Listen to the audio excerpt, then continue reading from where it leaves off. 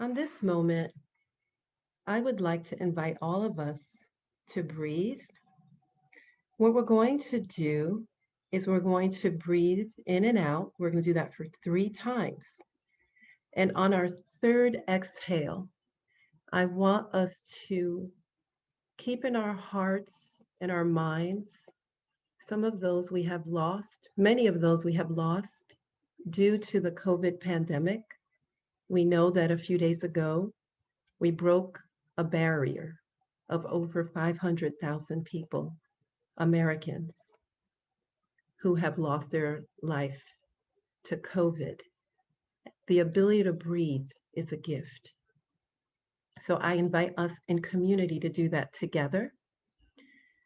And as we breathe, also on our third exhale, to also think about those who have lost their lives to state-sanctioned violence, such as Ahmaud Arbery, who 2 days ago was his anniversary of his death, Breonna Taylor, Emmett Till, and the many, whichever one comes into your heart. Could be some of you, could be a family member that's not in the news. So I'm extending love and mercy and grace to you. So I invite us all to close our eyes. I invite you to relax your legs. If your feet are able to touch the ground, put them in the ground. Relax your legs, your stomach, your back, your shoulders. Lower them, let the tension fall into the ground. Really focus and give this time to yourself. I know that multitasking is something we all try to do, but asking you to step away from your cell phone. Step away if you're able to. Close your eyes and let us breathe in community together. Breathe in.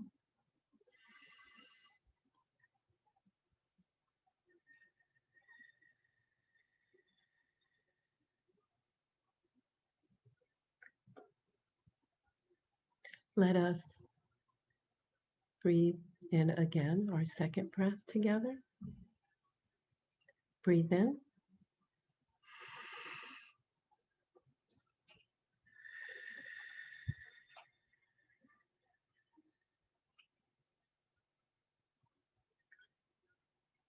In our final inhale and exhale, we will keep our eyes closed for 10 seconds as we pay homage to the aforementioned or those you have lost yourselves in any kind of violent or health-related issue or any which way. Okay. I invite us to breathe in.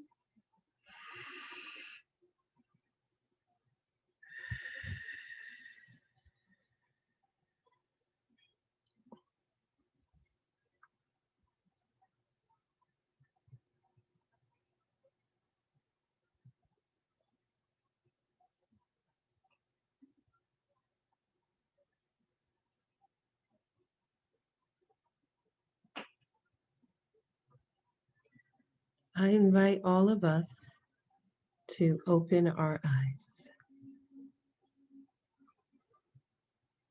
Thank you so much for joining me in the community breathing. I am a social worker, and we are, in our practice, believe holistic. All things are affected by all things. Therefore, I want all of us to really engage our feelings as we go through this workshop. What do you think about the information? Some of it may be new to you, some of it may not be new to you. What do you wonder? How do you feel? I encourage you to write down your feelings or type out your feelings, whatever way works for you. The chat is your friend. And as you write or chat, be fluid in your writing and let your emotions, allow your emotions to guide your hands. To my Black, Indigenous people of color, some of the information has been your absolute experience. It is traumatic. I want you to take care of yourself. Some of the things you may have put away and you realize they have been resurrected in this conversation. I want you to take care of yourself. In most of my workshops, I give out my number and ask people to call me. But since there are 300 of you beautiful humans, I'm thinking that's probably not a good idea. But you definitely can email me and I'll have my information and I'd be glad to engage in a conversation. I find that many Black, Indigenous women of color do call me after workshops to process their emotions. To my white friends, I want you to, you may feel uncomfortable. Stay in your discomfort. And there may be times you will look back and say, you know, I have been a perpetrator of pain, or I haven't done something when I have seen something in the workplace or in other spaces. Hold the discomfort. Allow yourself to feel the discomfort. That's where we grow, in discomfort. And I'll be checking throughout to see how you all are doing. Okay? So thank you for doing that. What we're going to be talking about are some definitions. We're going to look at some white supremacy workplace characteristics, just a few data points, some action steps, and making a pledge. Okay. Jane Elliott is in her 80s now, and one of my favorite anti-racists. She's a white woman who was teaching the third grade many, many years ago, 5 decades ago, when Dr. Martin Luther King was assassinated. And she did a lot of work with her third graders. And she continues. She's in her 80s now. And I like what she says, and which we know is quite true. We have been indoctrinated, not educated. We're going to do some definitions. What is white supremacy? Basically, it's the ideas, thoughts, beliefs that white people are superior to Black, Indigenous people of color. And so when people think of white supremacy, and even some of you may be having a reaction to that word right now, feel it. Let that reaction, what is your body saying to you, right? All of you may be having a reaction because it is violent. White supremacy is a disease. And it's inherently embedded in all of our institutions that makes the assumptions, cultural assumptions that assign greater value to whiteness. Okay. Some other definitions, ally. And so an ally is someone who makes a commitment to recognize, that their privilege and work in solidarity. And knowing that it is in their best interests to end all forms of oppression. Another word is that people like to use more active is a co-conspirator, really lining up with Black, Indigenous people of color to do the work. Okay, we'll talk more about the work. What is inclusion? It is sharing power, sharing decision-making. It is, like if you have a party, you invite someone to the party, but actually inviting them to get on the dance floor with you. Implicit bias are some of those associations we make. You know, there's the IAT, the implicit bias test that is on, you can Google it. And when you take those tests, what the tests have shown are that most people uh, are have preference to whiteness based on the responses they make. And even with dolls, they show little black girls' dolls, and the study has been done over and over and over again. Recently, I think it was done about 10 years ago. That was done by Soledad O'Brien. You could Google that as well. And that black girls had a preference for white dolls. So that goes back to Jane Elliott's comment again about the indoctrination. And it starts very, very, very young. What is white fragility? So white fragility is that ideology, defensiveness when white ideology is challenged. So white people are not built for discomfort when it comes to race talks. You know, I was thinking about when I was teaching at Sage College, I remember my students said to me, Professor McLean, when I was a little girl, I came home to my mother. I said, Mommy, I have a friend, she's black, she has braids, and I just love her beats. Her mother said, shh, shh, don't say that. She said, because black, don't say that because it's wrong. You don't notice black, you don't say black. And so she grew up learning that black wasn't good to say black. And so those are some of the things she learned. And so she had to unlearn. So unlearning many of the things that have been taught, that we've been indoctrinated with. Okay. Definitions. Okay, racism. It's a system of advantage based on race. There's different types of racism. Dr. Beverly Daniel Tatum's book, Why Are All the Black Children Sitting Together in the Cafeteria, is my all-time favorite book. I highly recommend it. What I love about it is so inclusive. She talks about all cultures and races of people. And the context of it is based in psychology. It is an absolutely outstanding book. And those definitions come from her text. Passive racism. So what is that? Seeing more of a collision, a racist joke is made, haha, then it's, people laugh at that. And then we have active racism. And so that's more of the Archie Bunker, KKK would be defined as people who are actively racist. We know the Ku Klux Klan, the Proud Boys, and the many others who have emerged. And actually, Pew Research Center has continued document that those groups, white supremacist groups, are continuing to grow in our country. Then we have institutional racism, where policies and practices create different outcomes for different people. There is something called redlining, where government policies did not provide resources, capital for Black, Indigenous people of color to support, to change their homes and make them better. And if you Google redlining, you will find even redlining maps, you will find those maps. It's played out right here for those of you.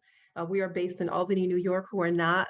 So many of my comments will be referring to data and research in Albany, New York. But if you go on that Google redlining maps, you will find data that shows you how Albany, Schenectady, and Troy. Okay. So white supremacy. And when we think about that, so it's used as a norm and standard. And it is dangerous because it promotes white supremacist thinking. And truly, it impacts all of us. All of us. None of us are exempt from that. And we're going to talk about how that shows up. And I really want us to be thinking about, how does that show up? How do those characteristics show up in your workplace? So some of the characteristics we're going to discuss: sense of urgency, right? So, and what it is this idea that everything has to be rushed. Let's rush everything. And when a spirit of rushing is occurring, some of the voices will be missed.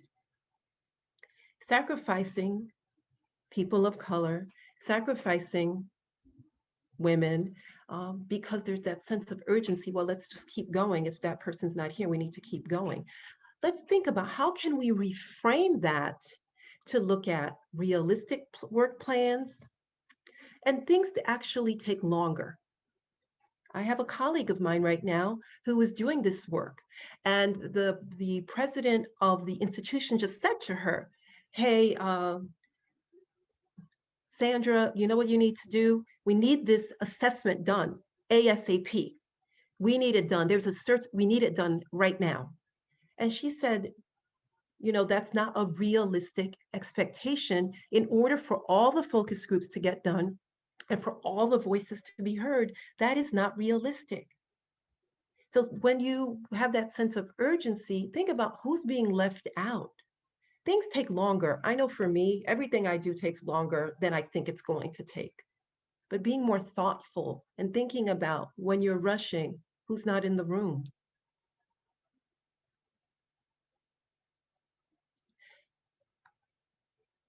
Defensiveness, right? And so we think about the whole idea of defensiveness. The culture is set up where we have these policies, we have these procedures, this is how things are going to go. And so there's a lot of, I've worked in organizations where a, a lot of energy is spent protecting the leader and not letting, sometimes not even allowing the leader to know what's actually happening in the organizations.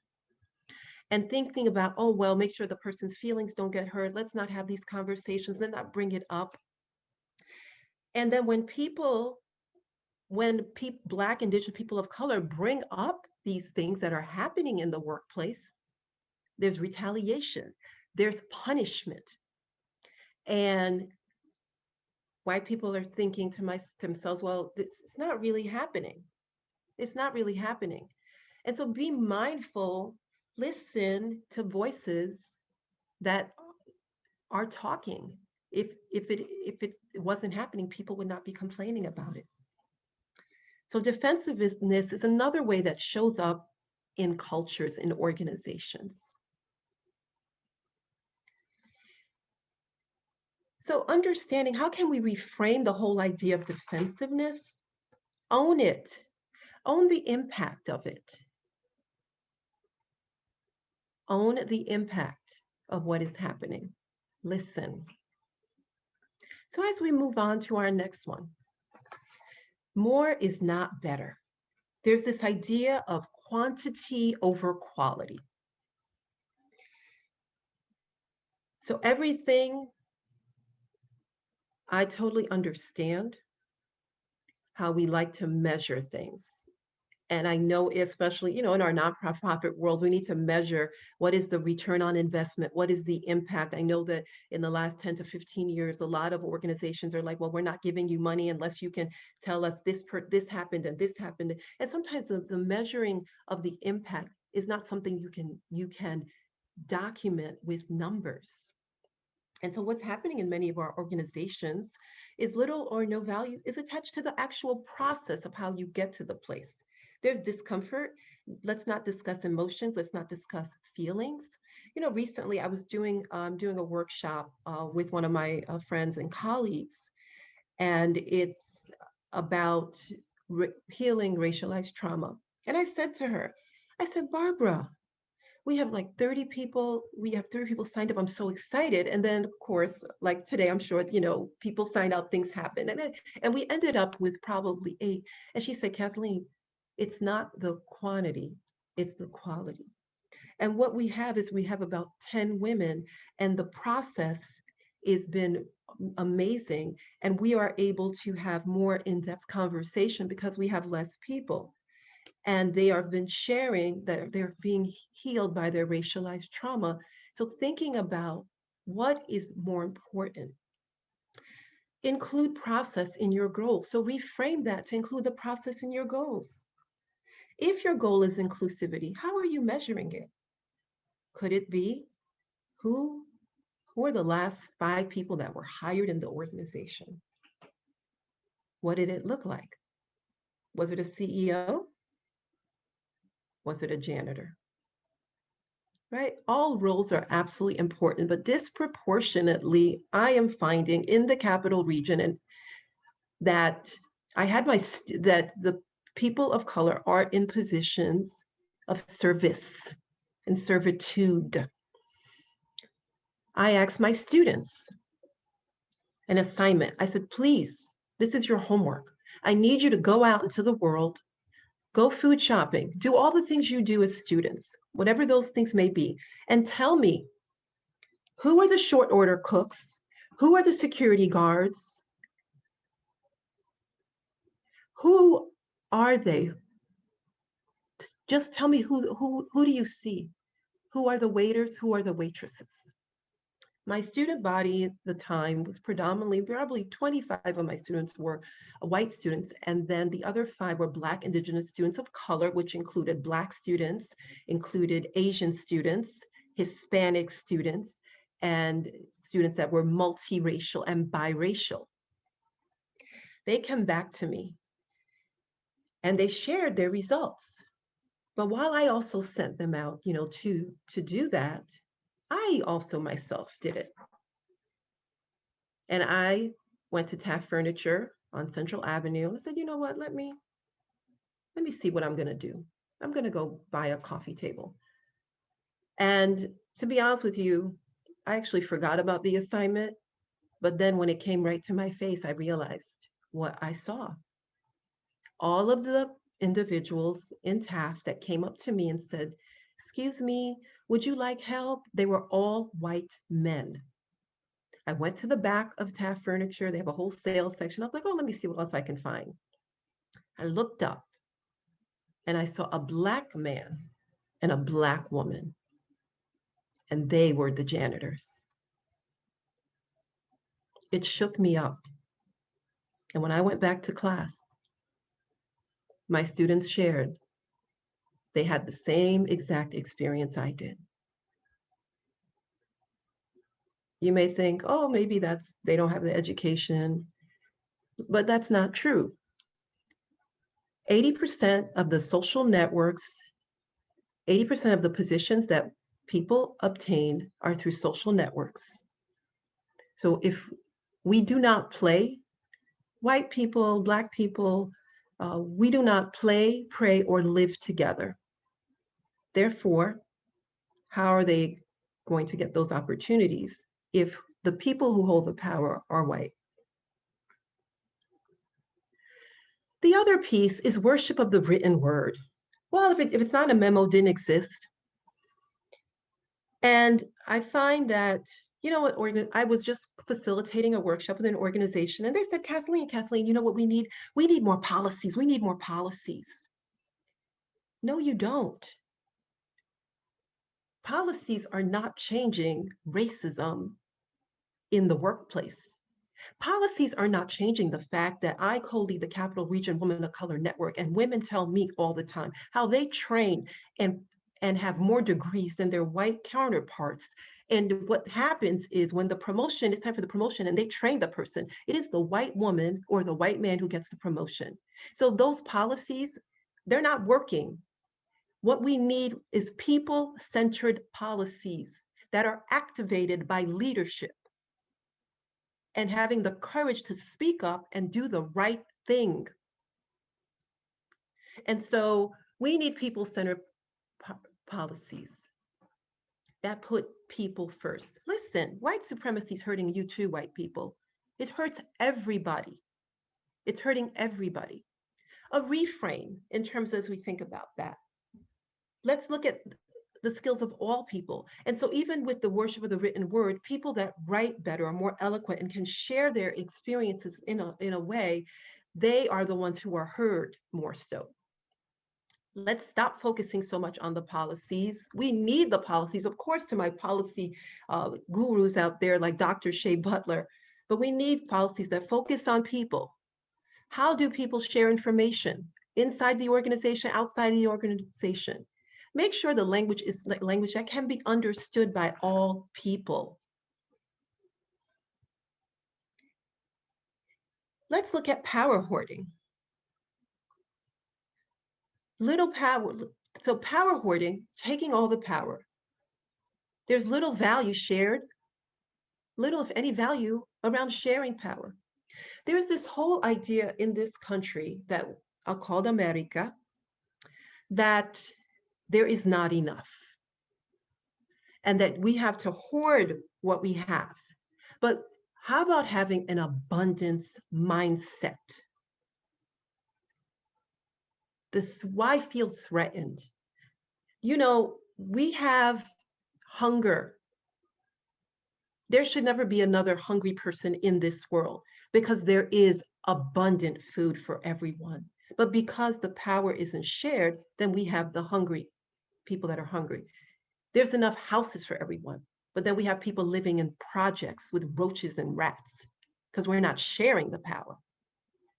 How are we sharing in the organization? In terms of experiences, I remember my friend Julie, I was working in an organization. We were both in the same skill level. We both did good work. And I remember Julie came up to me. She said, Kathleen, she was so excited. She's like, oh, I have to tell you something. So we got to rejoice together. I was like, what is it, Julie? She goes, she goes, Kathleen, did you get your letter for the summer bonus? I said, Julie, I'm so sorry. And Julie's my white girlfriend. She said, I said, Julie, I'm sorry, but you're excited, but I'm not sure what you're talking about. She goes, yeah, did you get the letter? You're going to get a bonus. Like, we're all getting bonuses. I said, Julie, I want to share with you that I am not getting a letter. So in those situations, right, to my white friends, the CEO has giving out certain things to certain people. Now, what should Julie have done? She should have went to the CEO and said, hey, I just didn't understand. I was wondering, why didn't my friend Kathleen get something? Why didn't she get a bonus too? We need to speak up. Oh my goodness. Okay, power shared. So let's talk about right to comfort. Right to comfort. And let me say this to you. White supremacy has hurt me, like it's hurting all of us. Believing that white people have a right to be comforted emotionally and psychologically, right? We can go back in history. I recall I myself was doing a training. A Black woman spoke up and she said, and she shared what a white woman had made a comment that was quite racist. Now, at that point, this was a couple years ago, 3 years ago, I recall I, at that moment, I actually sided with the white woman.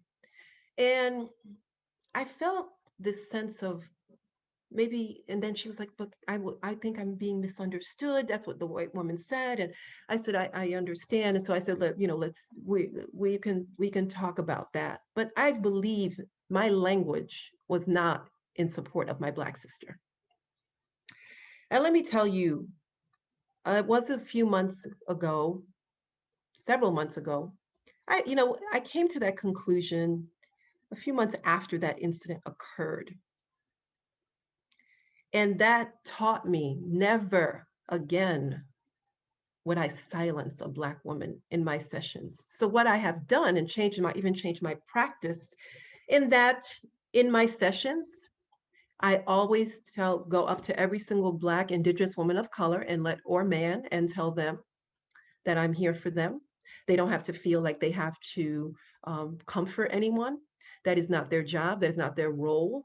And that if they would like to talk about some of the things that they're experiencing, they can call me on my cell phone and I will be glad to share and talk with them. What happened with this situation is the white woman was taking it personally. Stop taking things personally. Think about more deeply how the personal experiences and the white advantages you have fit into a larger picture of institutional racism, sexism, ethnocentrism, all of them out there. And white skin does not have more, white skin has been comforted, but it is not the right thing. It's okay to be uncomfortable. That's where growth comes from. Think about anytime you've been through anything. And I'm telling you, that really helped me grow. And I wrote that beautiful Black woman, I wrote her a letter of apology. And I told her I was sorry because I also have been indoctrinated by white supremacy. And I'm sorry that I played a role in her pain. So I was vulnerable enough to expose myself to her and to myself. But that's where growth comes from. But I learned from it, and that will never happen to me again. So as we move on, we have poll number 1. And I would love to hear from you all. Which one of these white supremacists, or all of them, which one really is showing up in your organization? They're clearly evident in your organization. Okay, thank you. Awesome. Okay. Sense of urgency, defensiveness, quantity over quality, worship of the written word, power hoarding, right to comfort. 30 more seconds. So let's see who's on the top. Oh, wow. There's a tie between, it's moving so quickly. All right. Poll results. Okay. Sense of urgency, 47%. Power hoarding, 45%, followed with defensiveness, worship of the written word, right to comfort, quantity over quality. Thank you so much.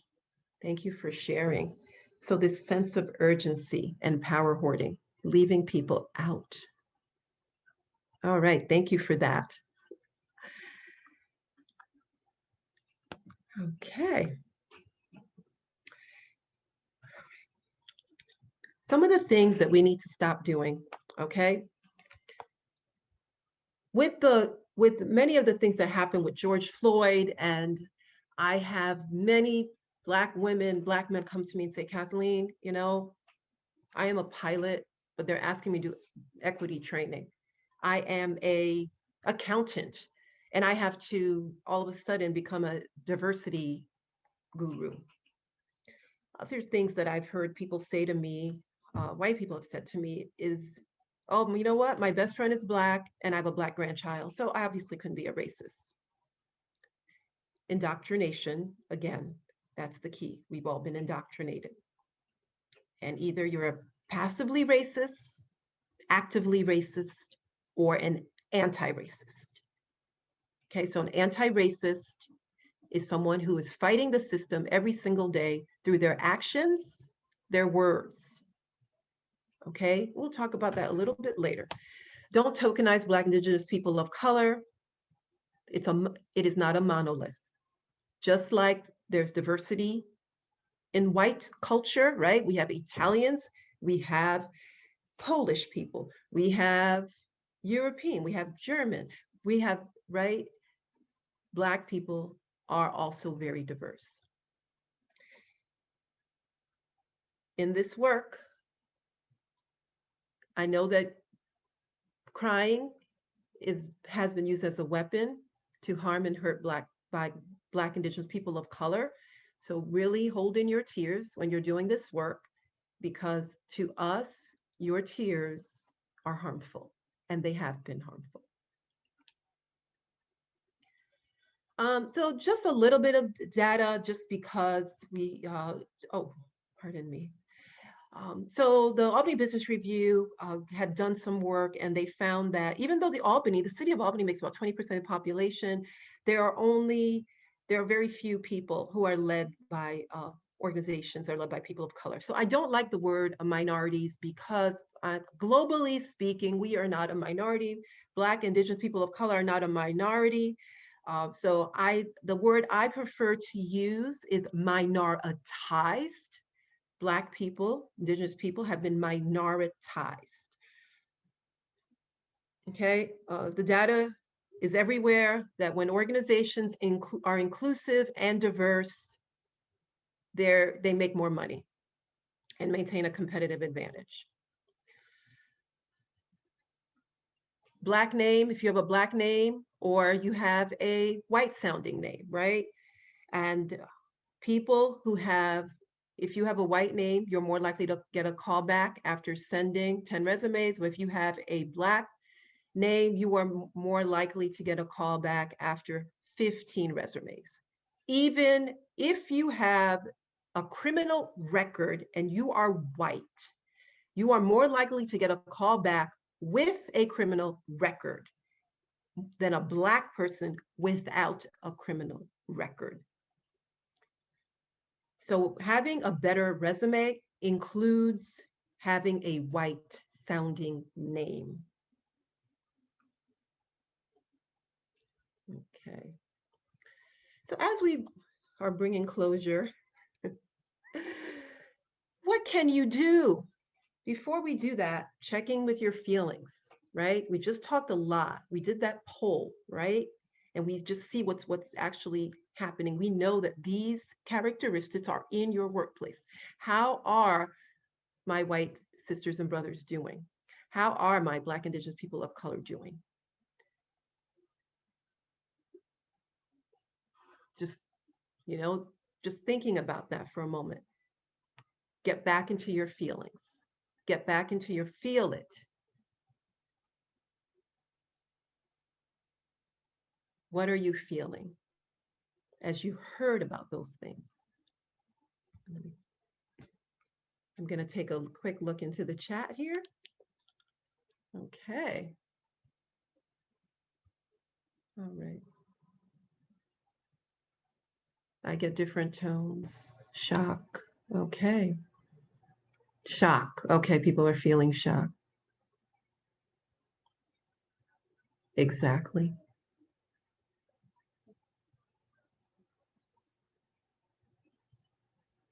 Sense something. To feel a sense of urgency. We are in a capitalist society, which makes it really hard to change, but so important. Okay. Feeling ignorant, overwhelmed. I feel like I have the weight of the people, my people on me. Okay. Desire to act. Okay, so this is perfect. This is where we're going to go take action. And to my Black, Indigenous people of color, I want you to really take care of yourselves later on today. I know some of you are actually, many of you are my friends or colleagues and family. Feel free to call me, email me. I'll give you my information. This is heavy stuff. This is heavy stuff. You know, being completely transparent. Yesterday, the day before yesterday, and today, still processing my feelings. Ahmaud Arbery could have been my son. He was killed by vigilante white people while he was running. He was jogging. Jogging. So we need to take action. We must take action. And as we think about it, all of this, the action needs to be taken, but needs to be consistent, because not only when it's sexy, like this is the thing, Black Lives Matter, Black Lives Matter. Not only today, not only when it's sexy, not only when it's trending. Take action. And even when it gets really uncomfortable and there's no longer a stage. This is not a performance. People are dying, period. Take action. Acknowledge. You know, I used to be a alcoholism counselor therapist. And the first thing that everyone, when I would meet with my clients, I would say, you have to own it. Acknowledge what is happening with you. You cannot change what you cannot acknowledge. Acknowledge the system is patriarchally racist and supports white supremacy. Educate yourself.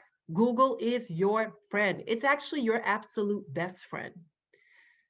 I love Debbie Irving's book, Waking Up White, because what I love about it, it takes white people on a journey, and it's not it helps you to go on a journey, because everything you have learned as a white person needs to be unlearned. And everything Black and Indigenous people of color have learned have to be unlearned too, because we internalize much of what has been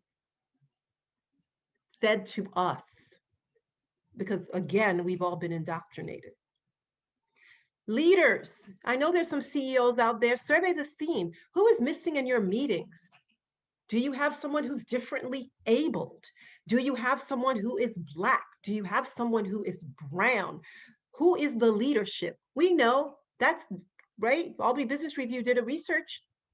They're not around in the capital region. We don't have leaders in leadership roles. Statements mean nada, right? Because the word I wanted to use, so since I don't curse in my life, and so I said nada, which means nothing in Spanish. Um, statements mean nada, right? So many organizations out there creating statements. I know many called me. They're like, Kathleen, help me with a statement. You know what they've done with it? Nada. Nothing. Ben and Jerry mean their business. You know what? They have done a statement. They have research on their website. They're out marching. They're protesting. They're doing it. Action. Action. Listen to the 1619, the New York Times podcast by Nicole Hannah-Jones, that will trace back how slavery transformed America, and you will find the way they kept track of everyone who picked cotton. They had the most capitalistic, the way they created the system and how they monitored and beat people that were enslaved to make sure that they picked more cotton. Listen, the workplaces are a duplicate of the enslavement of the plantation. That's what we're living in. I need you to listen to it. Stop believing the lie, call out racism. Oh, it's just my grandma, my grandpa. It's not too late. Just because they're alive, just because they're 70 or 80, I don't care. Being elderly or older, there is no excuse. Do you want a growth mindset or a fixed mindset? Right? I'm sure grandma and grandpa on Facebook, they figured that out. Stop it. Making excuses for family members. Don't stop it. Okay? A growth mindset means you can expand your mind. A fixed mindset means that, well, this is what I've always known, this is what I've always believed, and this is what it's going to be. No, stop making excuses for your family members. They need to get with the program. And don't think because, oh, they don't do nothing. What they believe is harmful, it's hurting.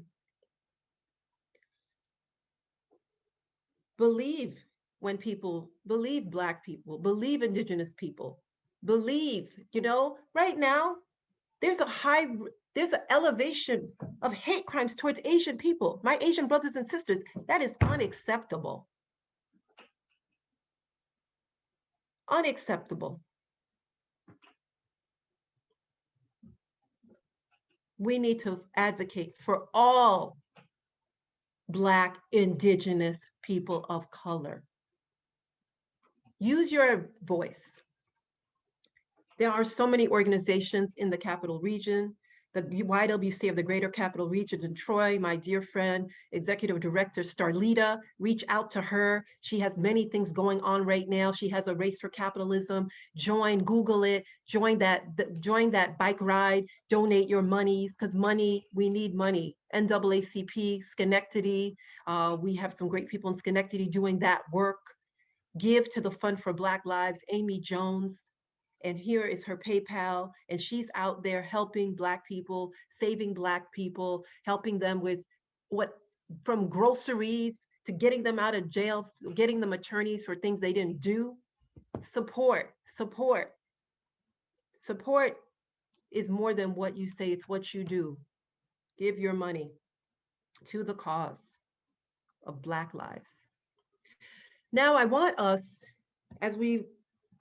let's take a pledge.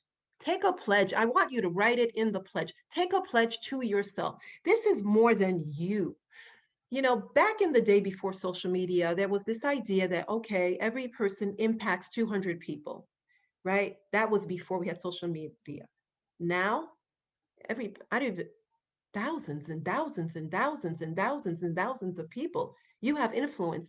You're saying, oh, it's just me, poor little me, I can't do nothing. Yes, you can. I pledge out to call out racism in my workplace when I see it, hear it, and feel it. Do it. I pledge to get on my journey of anti-racism by educating myself every single day. Every single day. I got some of my white girlfriends who are on here, giving them shout outs, you know, who are doing this every day. My girlfriend Susan, my girlfriend Janine, my girlfriend, Corey. There's so many who are out here doing the work and educating themselves every single day. When you've been indoctrinated all your life, you need to go aggressive, right? We know how to do that. How many people here decide they're going to change their body? They're like, you know what? I'm going to be fit. I'm going to exercise. I'm going to drink my water. Listen, you can do it. If you can do it for fitness, you can do it for finances, you can do it for anti-racism. Stop the excuses. I pledge to get on my journey of anti-racism by educating myself every single day. I pledge to keep going even when it gets hard and it is no longer popular. I pledge to give my money, my time and money to making changes in every aspect of my life. Pledge. Make a pledge to you and keep it.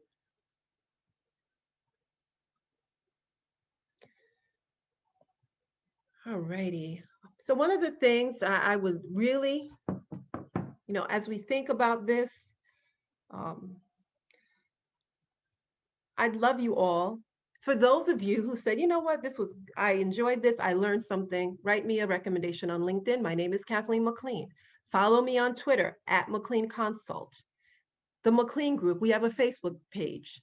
Go to my website and look at the services that we offer. Okay? I have a book coming out, Waking Up Black, Speaking Truth to Power. Definitely buy my book. So follow me. It will be out in the spring. My editors still have it, and I'll let you know. So write me a recommendation on LinkedIn. Follow me. Okay, let's see here. I like what James Baldwin said. Not everything that is faced can be changed, but nothing can be changed until it is faced. Face it. Face it. We live in a racist society. Face the fact that being white gives you advantages, period, point blank, merely because of the skin, your skin, because of your skin color.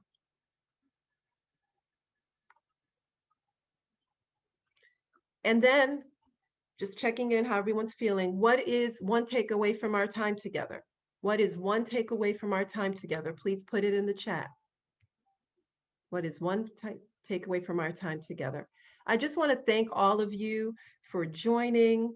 I know this is hard heart conversations, but this is the life that people that look like me live in the workplace, in the supermarket, everywhere we go. So I implore you, I encourage you, I empower you to stand up, be courageous, and follow your convictions and take action. Thank you.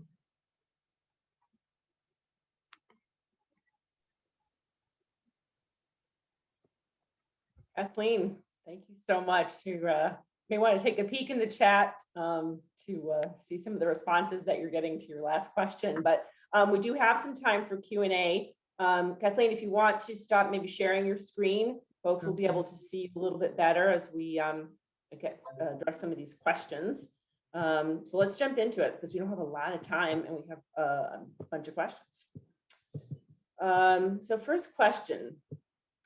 So that we may all reflect and utilize a construct, it would be great to have your definition of what white professionalism is and ways we can recognize it. All right, so let me just say that I would say that really the white supremacy, there is really no such a thing as white professionalism. I believe that white supremacy, and to be honest, you want to be completely being transparent, because of my initial title of this workshop was white supremacy. And it was suggested to change it because people might not want to come. So once again, placating to white comfort. So white professionalism is white supremacy. And it's looking at the norms of whiteness, which we just discussed. Thank you for your question. Another, what would be examples of people-centered policies that you would like to see? Okay, so I believe, so people-centered policies, the punitive, I think in the workplace, we have this whole thing with time, right? So I believe like we need to look at the idea of time and how people are penalized for lateness. I understand there needs to be some structures that are involved, but looking at the way time is looked at, right? So if someone looking at the whole picture of the person, and if they're coming into work late, but they have some things that are going on in their life and maybe some family centric things that are going on, how can we use time and kind of expand it and not be penalizing for people when it comes to time? Other people centered policies would be looking at flexibility in the workplace. Do we need to do, I mean, we know the pandemic has changed that, but can we have more flexibility for people in the workplace? How about language? In some organizations, people are reprimanded for speaking their native tongue. They're like, you're not allowed to speak your native tongue. So why not be inclusive in that people can speak, if they want to speak their native tongue with another person? That would be another people-centric policies. And I have definitely many more I can, share with you, think about. Okay, let's get to another question. I need help understanding how to navigate with my brothers and sisters that care more about comforting white people than helping set a powerful agenda and do the real work, meaning work to combat racism. Suggestions. Yes, so I do this work a lot, and that is a common complaint, and I believe it's baby steps. Everyone is on this journey. I have to navigate it myself because I'm further along in the journey in with my Black and Indigenous people of color. And sometimes we may not agree on differing things, but understanding where they are and having some patience with that. And I know that we're all tired and we're all impatient. People are dying. But I think everyone's on a different path and a different place and space, but continuing to hold them accountable and continuing to share information because it will click, continuing to recommend resources, continuing to say, oh, this is what I learned. And you don't know when that moment will come and something will click for them. Here's a question somebody had about, you talked about tears, right? She would like to know, can you explain more about the white tears? Is this about using crying as a defense for bad behavior, or does it include showing emotion about inequity that is being discussed, like in a presentation or a class? Okay, I was in a workshop with, it was a very diverse group of people. There were white, Black, it was a workshop where we were all learning about racism, more other kinds of, it was a diversity workshop that I attended, and it was for about 2 days. And we were all instructors, so we're all in this space together. And in that moment, I think two of the white women in the group became very emotional and really upset because someone held them accountable and said something, and they began to just cry and get really upset. And what happens with and so some people in the group addressed them and said that, your white tears, you're elevating yourself, you're bringing yourself to the center of this conversation, and this work about equity is not about you. It's not about you. So centering what will happen, it becomes violent in that white women are centering themselves in the work, and in this situation, that's what happened. And we know there have been, and so historically, we can't think about Emmett Till, who was killed in Mississippi, and a white woman said that he had whistled at her, and we know that later on, she's still alive today, and that wasn't true. He did not whistle at her. And we have many, many other examples of Amy, who and Central Park. And so white women have weaponized their gender to bring harm to Black, Indigenous people of color, and a lot of Black men.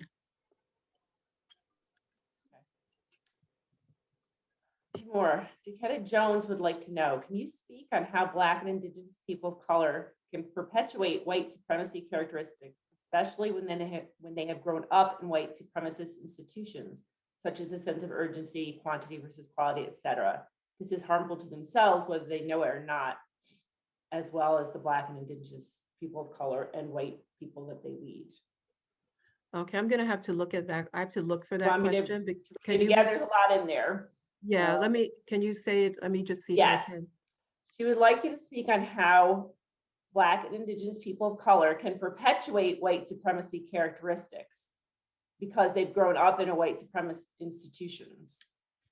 And some of the examples, so she's talking about Black and Indigenous people being the ones that are perpetuating this because they've grown up in this environment. Mm-hmm. And what is the I think she wants to know, what can she do, to help people realize that they're doing that. Right. And I think with my example, where I myself was doing it, Daquetta, when I myself was supporting a white woman, and I think the more you know, the more you learn about the system, the more you know about the structures, the more you educate yourself on the books that you're reading, you begin to start to see things more clearly. And it is really through your journey of waking up that you begin to see it, because it is a very personal, individual thing. And I think what happened for me is people, I'll be honest, Daquetta Jones, actually, it was at the Y event that Debbie Irving spoke, and she had given us a list, right? And so exploring cultural values and habits. And the one side is the dominant, I know it's the dominant white cultural habits, and then the other side was the transformational cultural values and habits. So this document really helped me. And so what happened to me is after that Y event that the Daquetta Jones was formerly the executive director, now Starlita is, and that event, I had an awakening, Daquetta, where I went back and reflected on that experience I had with the client in that training room. But after Debbie Irving gave that handout, I looked at both sides of the handout, and I saw how much of I had been indoctrinated, and it hurt me to my core. We were invited upstairs. All the Black, Indigenous women of color were invited upstairs to talk. I sat down and I explained to Lisa Good, who was next to me, who is a therapist in the area and has her own grief and therapy business and does a lot of great work in the community. And she gave me a hug and told me that I was okay and that I was going to be okay. So I think it's really inner work that needs to happen, and it's a constant working on yourself and learning, so that the more you know, I feel like I am being unindoctrinated every single day, by teaching myself, by educating myself, by talking, having conversations, like have a healing circle with the book My Grandmother's Hands. That is helping me to heal my racial trauma, and it's showing me how indoctrinated I've become. So it is a process, Daquetta. It is a process, an ongoing journey. Thank you, Kathleen. Let's do just a couple more. I know Kathleen has said she'll stay a little bit beyond one for folks that want to listen to some more. of what she has to share. Where should we start within our organizations to talk about making change? Where should we start? I think start with an assessment. You know, I remember when I got CPR certified years ago, one of the first things they said, before you even approach, you could see the body there, but they said, you can't go. You have to wait. And what you have to do is survey the scene. So survey the scene. Go into your organizations right now and survey the scene. Who is the CEO? Is your organization patriarchal where everybody is a man? Is everybody white? Look at the scene. Who's in HR? So start with surveying the scene. Number one, who has the power to make decisions? This, first of all, this Albany is probably the most nepotism. Everybody's related here. Like, this is seriously, like, this is what's in this community here. Everyone's connected to everybody, right? And you don't even know who's related to who. You know, and so I think that's number one, survey the scene. Number two, why don't you go back and look at all of these different characteristics and start to say, where are they? You just did that poll. Many of you have shared the top 2, 3, 4, 5, right? You know they're in your organization. Start to look at them and say, okay, and then start to educate yourself and start to look at, okay, so who is on the board? Who is on the scene? Who is? Who isn't? Who is missing? And start those conversations. Start those conversations in the workplace. Start having those conversations in the workplace. And then when you think about it, like hiring, right? Many of you have the opportunity to hire. Who? What are the criteria? Listen to coded language.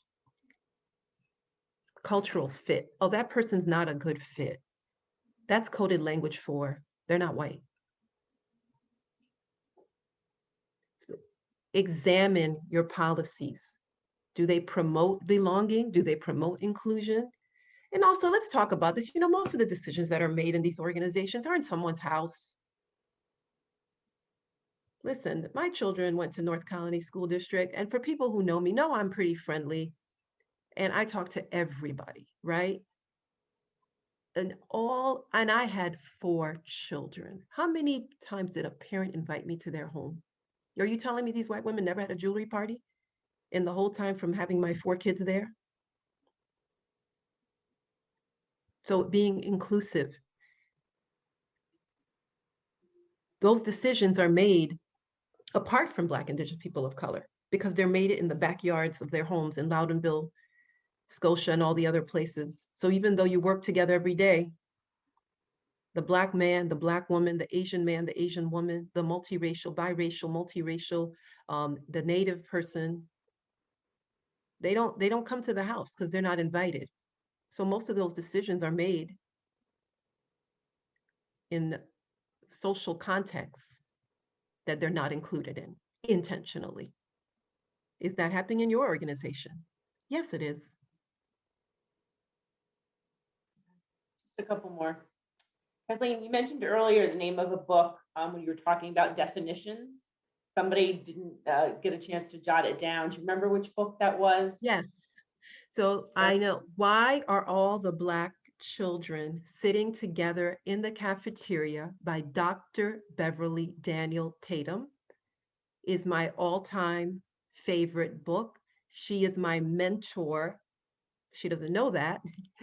She brought me to this work because when I came here to Latham, I had culture shock. The other book I had mentioned was Waking Up White by Debbie Irving, Finding Myself in the Story of Race. A couple folks have asked if we could share a copy of the chat. I'm going to check to see if I can do that. If I can, I will include it in my follow-up email to you all. If I can't, I will look through the chat and jot down some of these resources and again, share them in that follow-up email. So I think we've kind of wrapped up here, but Kathleen would just like to give you, an opportunity for any last thoughts that you'd like to share. Thank you so much. I appreciate, I wasn't able to read all of the chat. It's very, very active. I want to say thank you to Melissa and Stephanie for including me. And please feel free to reach out to me through McLean Consulting Group 1 at gmail.com, McLean Consulting Group 1 at gmail.com. And this, this is a journey, not a destination. To my Black people out there, take care of yourselves. I know that this is hard and that we live with a lot of this trauma. I love you all.